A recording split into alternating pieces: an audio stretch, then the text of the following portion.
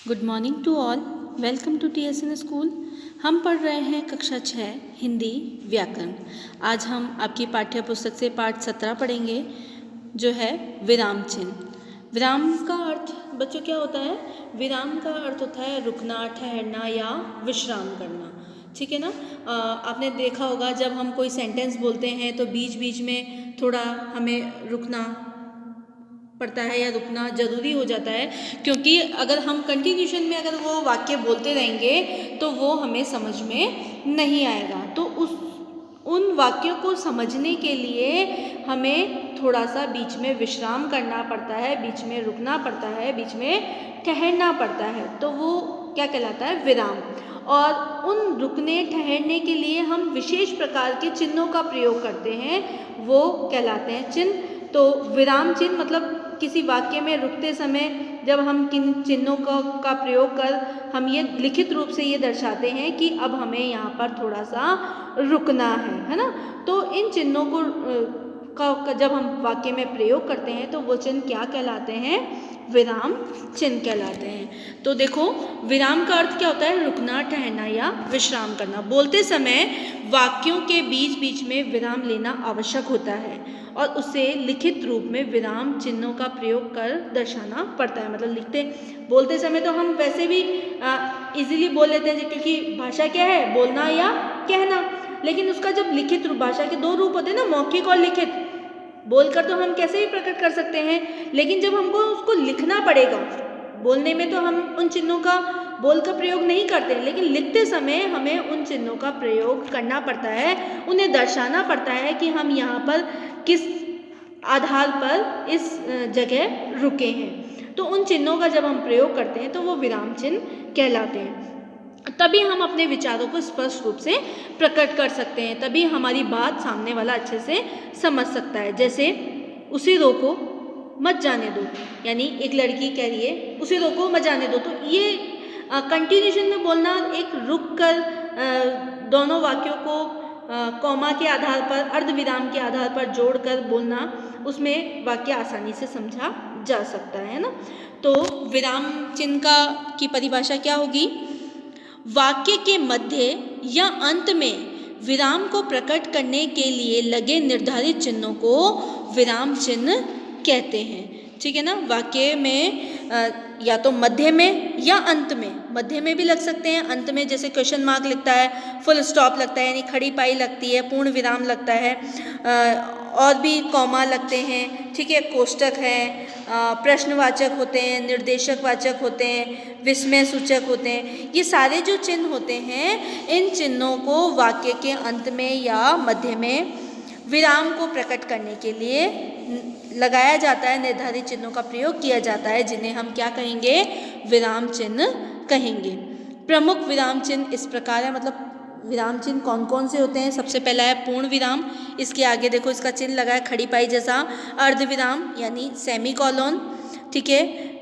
उसके बाद है अल्प विराम यानी कॉमा, प्रश्नवाचक यानी क्वेश्चन मार्क, विस्मय सूचक यानी एक्सप्लेनेशन वाला, निर्देशक यानी हाइफन जैसा, उद्धरण कॉमास, योजक ये भी हाइफन है, कोष्टक यानी कोष्टक, लाघव यानी किसी बात को संक्षेप में बोलना, हंसपद यानी कोई बात हमारी अगर वाक्य के बीच में छूट जाए तो हमें एक ऐसा उल्टा वी जैसा चिन्ह लगाकर उस वाक्य के बीच में अगर कोई शब्द छूट जाता तो हम उसको उस चिन्ह लगाकर प्रयोग कर देते हैं कि इन दोनों के बीच में ये वाक्य आएगा।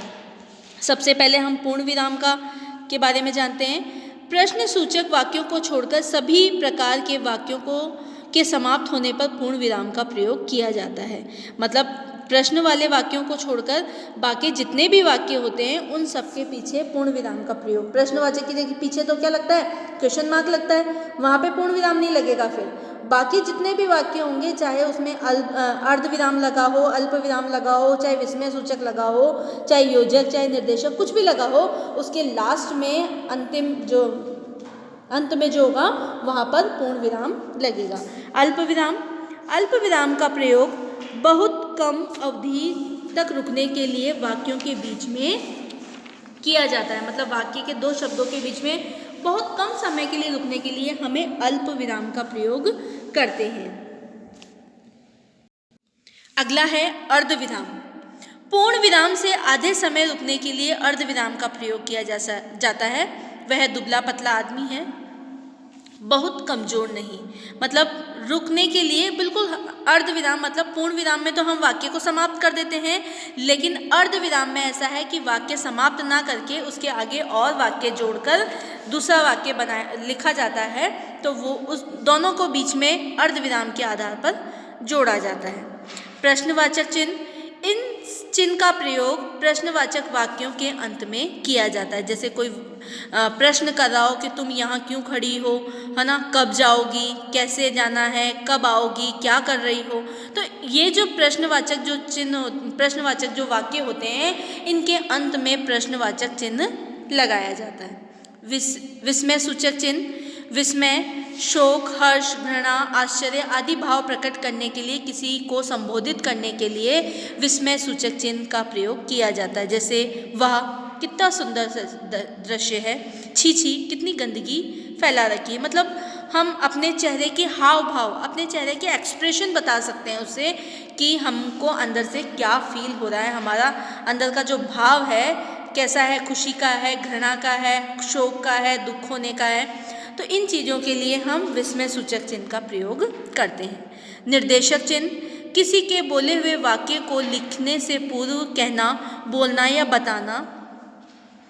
निर्देश देने वाले वाक्यों के बाद निर्देशक चिन्ह का प्रयोग किया जाता है। मतलब कोई वाक्य ऐसा हो जो किसी और के द्वारा बोला गया हो और उस बात को दोबारा कहने के लिए या निर्देश देने वाले व्यक्ति के बाद निर्देश देने वाले व्यक्ति के बाद उस वाक्य को बोला जाए, तो उसके लिए निर्देशक चिन्ह का प्रयोग करते हैं।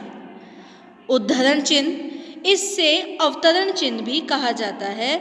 उद्धरण चिन्ह दो प्रकार के होते हैं, एक खरा अवतरण चिन्ह और दोहरा। मतलब जो आपने देखा होगा, कोई वर्ड ऐसा इम्पॉर्टेंट हो, कोई शब्द महत्वपूर्ण हो, तो उसमें शब्द के ऊपर कॉमा लगते हैं, या तो 2 कॉमा लगते हैं या फिर 1 कॉमा लगता है ना।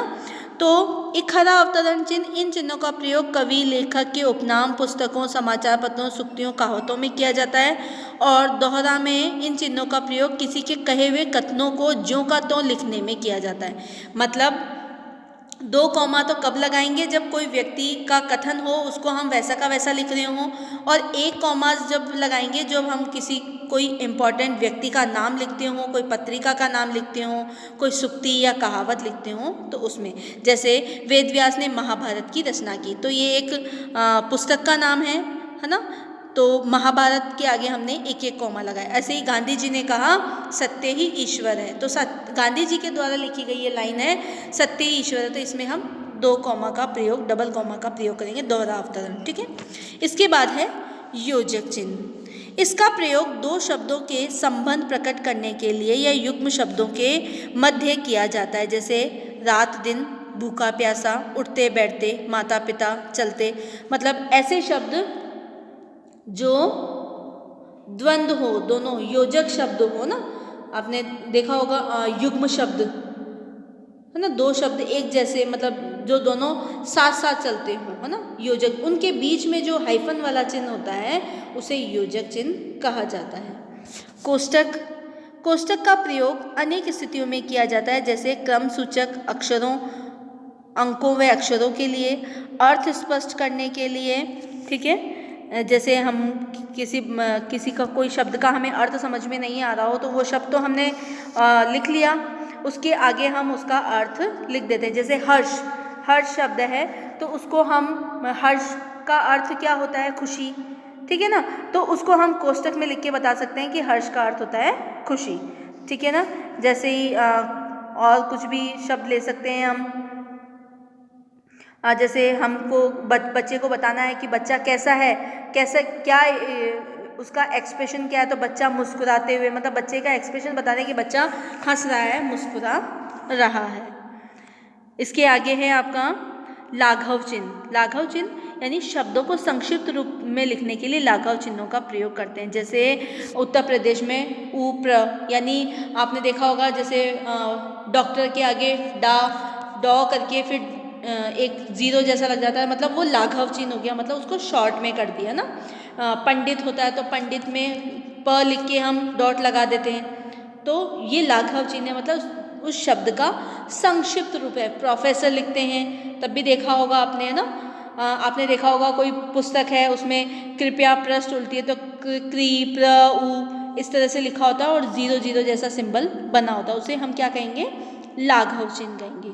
हंस पद चिन्ह लिखते समय जब कोई शब्द या शब्दांश छूट जाता है तो यह चिन्ह लगाकर लिख दिया जाता है। आपने देखा होगा कभी कभी ऐसा होता है कि कोई वाक्य लिखते समय हमसे भी बीच में कोई शब्द छूट जाता है तो हम क्या करते हैं, दोनों शब्दों जहाँ वो शब्द छूटा है वहीं पर एक ऐसा चिन्ह उल्टा वी बनाकर हम वहाँ पर वो शब्द लिख के बता देते हैं कि इस बीच में ये शब्द छूट गया है ना। तो इन चिन्हों का प्रयोग हम वाक्यों में करते हैं, उससे हमें बोलने में और लिखने में आसानी होती है और हमारे वाक्यों में रोचकता भी आती है।